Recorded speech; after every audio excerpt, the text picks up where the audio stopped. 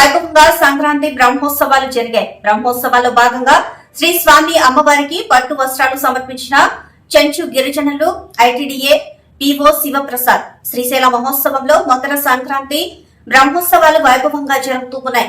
4వ రోజు బ్రహ్మరంభ సమేతుడైన మల్లికార్జున స్వామి నంది వాహనధీశుడై భక్తులకు దర్శనమిచ్చాడు.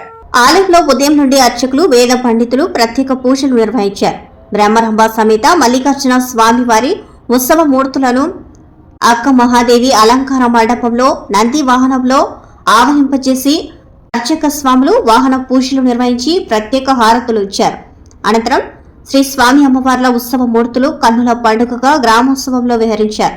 మకర సంక్రాంతి బ్రహ్మోత్సవాలలో భాగంగా పార్వతి మల్లికార్జున స్వామి దేవస్థానం తరపున బ్రహ్మోత్సవ లీలా కళ్యాణం ఘనంగా నిర్వహించింది. ఈ కళ్యాణానికి దేవస్థానం ఈవో శ్రీనివాసరావు చెంచు గిరిజనులను ప్రత్యేకంగా ఆహ్వానించారు.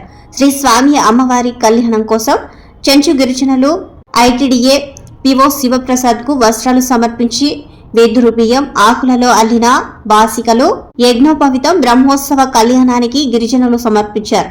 చెంచు గిరిజనులు పార్వతీదేవిని తమ ఆడపడుచుగా భావించి ఆనవాయితీగా ఈ బ్రహ్మోత్సవ కళ్యాణానికి చెంచు గిరిజనులే వస్త్రాలు సమర్పిస్తూ వస్తూ ఉన్నారు.